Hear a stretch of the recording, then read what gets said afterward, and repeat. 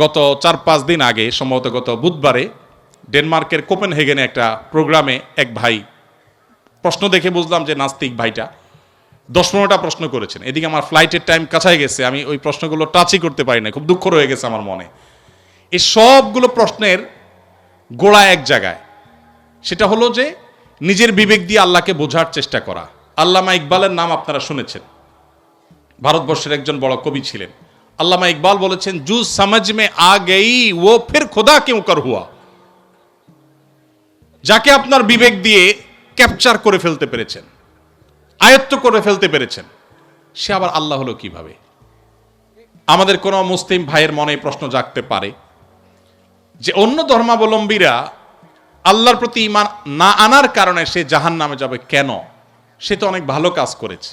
অনেকে প্রশ্ন করে, বিদ্যুৎ যে আবিষ্কার করেছে, তার আবিষ্কৃত বিদ্যুতের লাইট দিয়ে কোরআন পড়ে আপনি জান্নাতে যাবেন, আর সে বেঈমান হওয়ার কারণে জান্নাতে যাবে না, কেমন কথা? অনেকে প্রশ্ন করেন না? অনেকে প্রশ্ন করেন।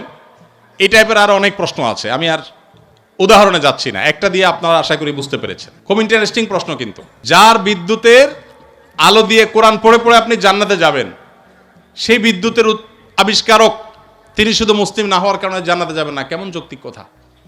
আপনারা অনেক সময় দেখবেন সোশ্যাল মিডিয়াতে কোনো অমুসলিম খেলোয়াড় মারা গেছে বা অমুসলিম কোনো বড় স্টার তারকা মারা গেছে, তো লেখা হয় RIP, রেস্ট ইন পিচ। এটা লিখলেও হুজুররা বাগড়া বাঁধে। হুজুরদের জ্বালায় আসলে কোথাও থাকার উপায় নেই। তো RIP লেখছে পোলাপান, সেখানে হুজুররা বলে না, জায়েজ নাই, একজন অমুসলিম, তাকে কেন আপনি রেস্ট ইন পিচ বা জান্নাতে আরামে ঘুমাও এটা বলতে পারেন? এই যে প্রশ্নটা, এই প্রশ্নটার অনেক টেকনিক্যাল উত্তর দেওয়া যায়। আমি একটা সংক্ষেপে খুব সহজ উত্তর দিই। আমি খুব সাদামাঠা মানুষ, একজন টিপিক্যাল হুজুর, আপনারা সব শিক্ষিত মানুষ। দেখেন, বিদ্যুৎ যিনি আবিষ্কার করেছেন, বা আপনি যে অমুসলিমের কথা বলছেন, যিনি ব্যক্তিগতভাবে অনেক ভালো মানুষ, অনেক কিছু, বাট ইমানটা নাই, অন্য ধর্মাবলম্বী কোনো মানুষ, তাকে জীবদ্দশা যদি আপনি বলতেন, ভাই চলেন জান্নাতে যাই, তিনি কিভাবে নিতেন এই কথাটাকে? আমি কি বোঝাতে পারি নাই আপনাদের? একজন অন্য ধর্মাবলম্বী, ধরেন একজন খেলোয়াড়ের নাম বলেন মুসলিম, মেসি, আপনি তো যায় বলেন, মেসি ভাই চলো এসব বাদশা দিয়ে চলো জান্নাতে যাই, আপনার এই কথাটা কি সে ভালোভাবে নিবে? নিবে? জীবদ্দশায় যে সমস্ত অমুসলিমেরা তাদের জীবনে ভালো মন্দ যাই থাকুক না থাকুক, সে আলাপ সাইডে রেখে আসুন আমরা বাস্তবিক আলাপে আসি। একজন অন্য ধর্মাবলম্বী মানুষ, তাকে আপনি যদি বলতেন, যার জীবদ্দশা বিদ্যুতের আবিষ্কারককেই যদি আপনি পাইতেন এবং তাকে যদি আপনি বলতেন যে ভাই এসব বিদ্যুৎ বানানো ছাড়ে চলো জান্নাতে চলো, সে কি আপনার এই আহ্বানকে পজিটিভলি নিতেন? অন্য কোন ধর্মের মানুষকে যদি আপনি বলতেন যে ভাই জান্নাতে চলো, সে জান্নাত বিশ্বাসিত করে না। আপনি জান্নাতে যাওয়ার আহ্বান করলেও এটাকে সে ডিনাই করত। তো জীবদ্দশায় যে লোক জান্নাতে যেতে চাইতো না, মরার পরে আপনি তাকে টেনে যদি জান্নাতে নিতে চান, এটা কি তার প্রতি সুবিচার হবে না অবিচার হবে? আমি কি বোঝাতে পেরেছি? মারার পরে এখন আপনি বলতেছেন RIP, রেস্ট ইন পিচ। ওয়ারেস সে জীবদ্দশায় তাকে আপনি জাহাজের শেকল দিয়ে বেঁধে টেনেও জান্নাতে নিতে পারতেন না। সে বলতো অসম্ভব, কি বলো তুমি, পাগল নাকি, আমি মুসলমান নাকি, কিসের জান্নাত, আমি যাব না।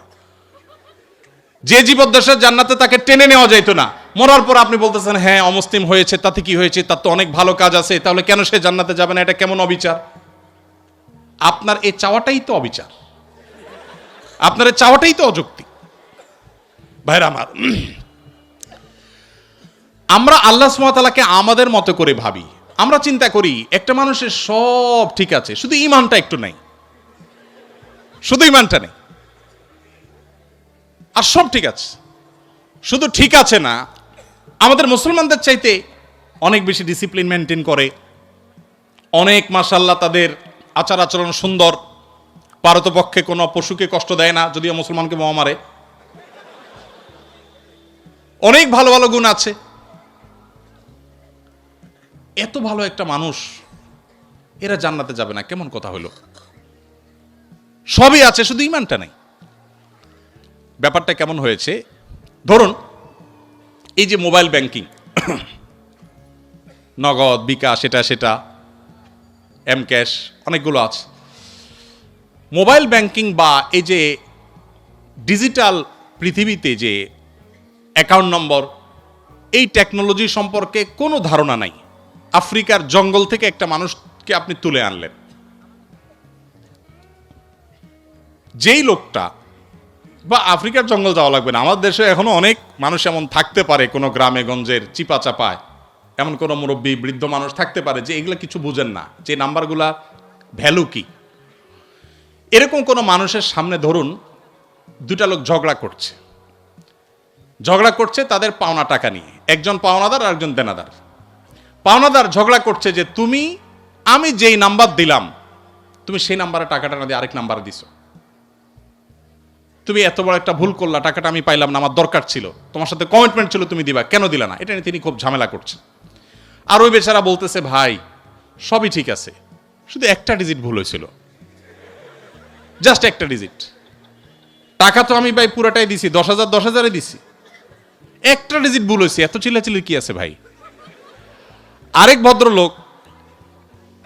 ভদ্রলোক তিনিও দেনাদার, তিনি 10,000 জায়গায় মাত্র 2,000 দিয়েছেন, তিনিও 10,000 দেনা ছিলেন। তার ব্যাপারে সে এতটা রাগারাগি করছে না, বলছে ভাই 2,000 দিছো, তাও তো দিছো, আমার অ্যাকাউন্টে আসছে ঠিক মতো, ভালো, আর বাকিটা দিয়ে দিও টাইম মতো, ঠিক আছে। এখন ওই যে বৃদ্ধ চাচা, যে এই টেকনোলজি সম্পর্কে কোনো ধারণা নাই, সে চাচা এসে এখন বলতেছে, ভাই একটা লোক 2,000 দিল, তুমি খুশি হয়ে গেলা, আর এই বেচারা 10,000 দিল, 10,000 দিছে, পুরাটাই দিছে, লাগলে আরো 2,000 হয়তো বাড়াইয়াও দিছে, শুধু একটা ডিজিটের ভুলের কারণে এত চেঁচাচেঁচির কি আছে? এই চাচাকে কেউ বুঝাইতে পারবে? কেন বুঝাইতে পারবে না?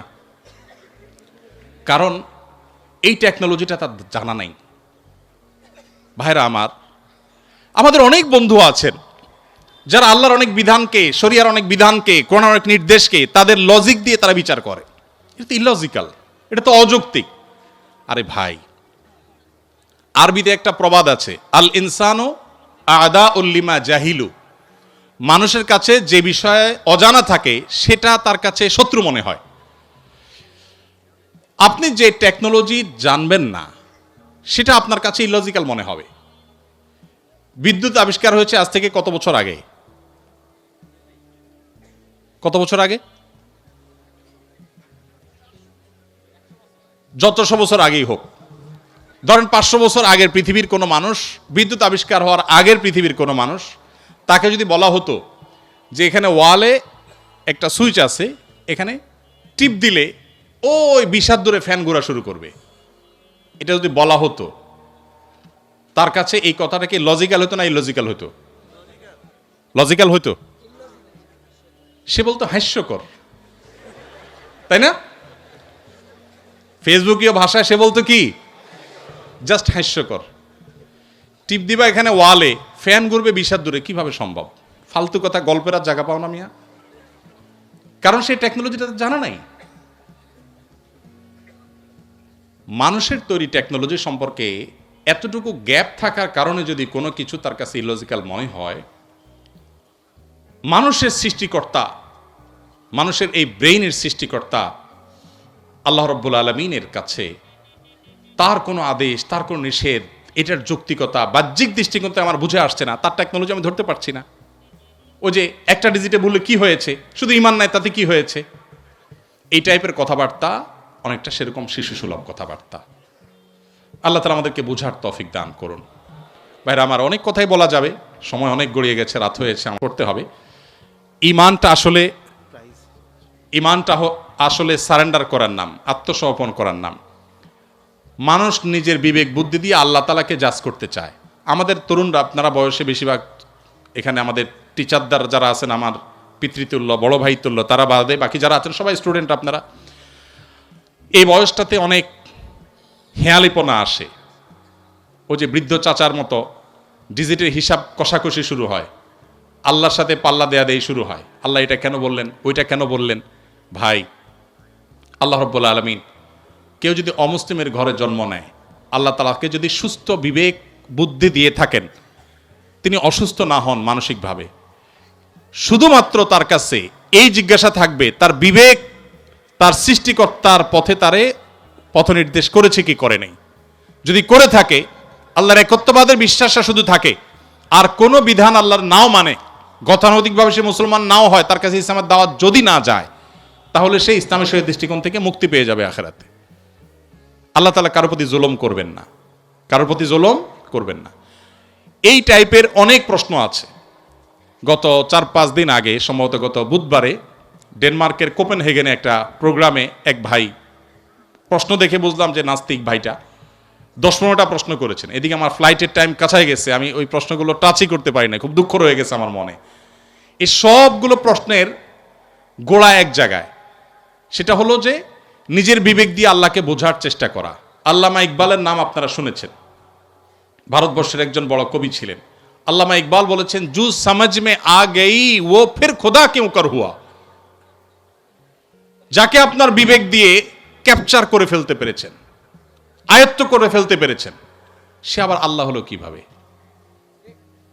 আল্লাহ তো সে অসীম সত্তার নাম, যে অসীম সত্তাকে আপনার আমার বিবেক দিয়ে, আমার বুদ্ধি দিয়ে তার সকল আদেশ নিষেধের, সকল তত্ত্বের যৌক্তিকতা আমরা ধরতে পারবো না। এটাই তো আল্লাহর অসীমত্বের পরিচয়।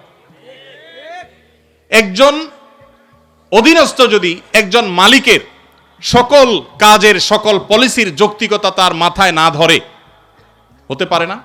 কোম্পানির মালিক আর কোম্পানির একজন ড্রাইভার। এখানে আমার বড় ভাই ডাক্তার মহিউদ্দিন ভাই আছেন, এত বড় প্রতিষ্ঠানের মালিক, এতগুলো মেডিকেল কলেজ, এতগুলো মানুষ তার কাজ করে। এখন উনি যদি ওনার একজন সাধারণ কর্মচারীকে বলেন এই জিনিসটা অমুক জায়গা দিয়ে আসো, ওইটা অমুক জায়গা নিয়ে আসো, সে যদি বলে স্যার কেন করব? যদি বলে যে অমুক রেটা দিয়ে আসো, স্যার কেন দিয়ে আসবো? কথায় কথা যদি সে স্যার কেন বলে, তাহলে এই মায়ের খাওয়ার উপযুক্ত হবে কি হবে না? কেন মায়ের খাওয়া উপযুক্ত হবে বলেন তো? আরে মিয়া, আমার সব কেন যদি তুমি বুঝে যাইতা, তাহলে তুমি তো ডাক্তার মহিউদ্দিন হয়ে যেতা, তাহলে তুমি তো আকিজ গ্রুপের চেয়ারম্যান হয়ে যেতা, তাহলে তুমি তো শত শত হাজার হাজার কোটি টাকা বিজনেস করতে পারতা। আমার সব কিছুর যৌক্তিকতা তোমার বুঝে আসবে না। তুমি আমার জায়গায় আসতে বহু সময় লাগবে, আমার এই বয়স পার হয়েছে এগুলো বুঝতে বুঝতে। এটা যদি হয় একজন মানুষের তফাৎ, সেখানে সৃষ্টি হয়ে আল্লাহর সমস্ত আদেশ আমার বুঝতে হবে, আমার বুঝে আসে নাই, তাহলে আমি কেন মানবো? এটা সবচেয়ে হাস্যকর। আল্লাহ তাআলা আমাদেরকে আল্লাহর প্রতি পরিপূর্ণ ঈমান আনার তৌফিক দান করুন। কিয়ামতের আগে এক এক ঝড়ে কত মানুষ বেঈমান হয়ে যাবে। নবী সাল্লাল্লাহু আলাইহি সাল্লাম বলেছেন, ভাইরা আমার, আপনারা দেশের কর্ণধার, আপনারা আমাদের আগামীর ভবিষ্যৎ। আমি আবারও আপনাদেরকে বলবো, প্লিজ, ওয়াজ নির্ভর ধর্ম পালন নয়, কোরআন এবং হাদিস থেকে জ্ঞান অর্জন করুন। শুধুমাত্র মুখস্থ বাণী নয়, শুধুমাত্র মোটিভেশন বা অনুপ্রেরণামূলক বক্তব্য নয়, কোরআন এবং হাদিসের পাতা খুলুন। আমি খুব আনন্দিত হই যখন দেখি ইউরোপে, আমেরিকাতে, জাপানে, কোরিয়াতে, বিভিন্ন দেশে আমাদের বুয়েটের, কুয়েটের, চুয়েটের, ডুয়েটের ভাইরা সেসব জায়গাতে ইসলাম নিয়ে এত চমৎকারভাবে গবেষণা করছেন, পড়াশোনা করছেন, স্টাডি সার্কেল করছেন, ইসলাম বিভিন্ন অর্গানাইজেশন খুলছেন, ভালো ভালো কাজ করছেন। আমার বুকটা ভরে ওঠে। আমি ঈর্ষান্বিত হই যে আমি গতানুগতিক মাদ্রাসা পড়ুয়া হয়েও জান্নাতের দৌড়ে, ইসলাম প্রচারের দৌড়ে কোনো কোনো ক্ষেত্রে মনে হয় আমার এই সমস্ত ভাইরা অনেকে আমার চেয়ে এগিয়ে আছেন। আজকে আপনারা যারা আমার কথা শুনছেন, আমি আপনাদের সবাইকে, আমার বোনরা যারা আমার পর্দার আড়াল থেকে আমার কথা শুনছেন, আপনাদের সবাইকে আমাদের আহ্বান রাখতে চাই, আপনি বাঘের বাচ্চা মুসলমান, আপনি ওমর রাদিয়াল্লাহু তাআলার সন্তান, আবু বকরের সন্তান, আপনি স্পেন বিজয়ী তারেক বিন জিয়াদের সন্তান।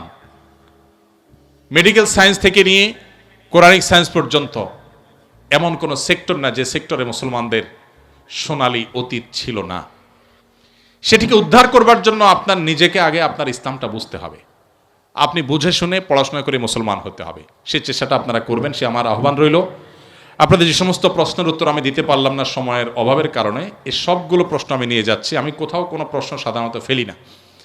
রিপিটেড প্রশ্ন না থাকলে সে প্রশ্নগুলো উত্তর দেওয়ার চেষ্টা করি। আমার মনে চাইছিল উত্তর দিতে, কিন্তু রাত অনেক গড়িয়েছে, আপনাদের ঘুমোতে হবে, আমার ফজরের পরে মিটিং আছে, যার কারণে আমাকে দৌড়াতে হবে। অনেকগুলো প্রশ্ন আছে, সবগুলোর উত্তর দিতে পারলে আমার কাছে অনেক ভালো লাগতো। উত্তর আমি দেব, তবে সেটা আজকে দিতে পারলাম না। আমাদের শুক্রবারে যে লাইভ অনুষ্ঠান হয় আমাদের ভেরিফাইড ফেসবুক পেজে, ইনশাল্লাহ সেখানে আপনাদের এই প্রশ্নগুলোকে প্রায়োরিটি দিয়ে আমরা ইনশাল্লাহ উত্তর দেওয়ার চেষ্টা করব। আর তাছাড়া ওয়াজ মাহফিল বা ধর্মীয় আলোচনায় একটা স্টাইল আছে।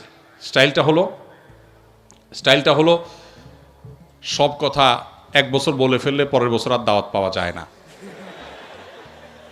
সো আমি ভিসি স্যার সহ অন্যান্য স্যাররা এবং আমাদের ছাত্র বন্ধুদের কাছে সে একই স্টাইলে বিদায় নিচ্ছি ইনশাআল্লাহ। বাকি প্রশ্নগুলোর উত্তর আগামী বছর ইনশাআল্লাহ। জাযাকুমুল্লাহ খাইর। ধন্যবাদ সবাইকে। দিয়ে দেন ঘোষণা করেন। শায়েখকে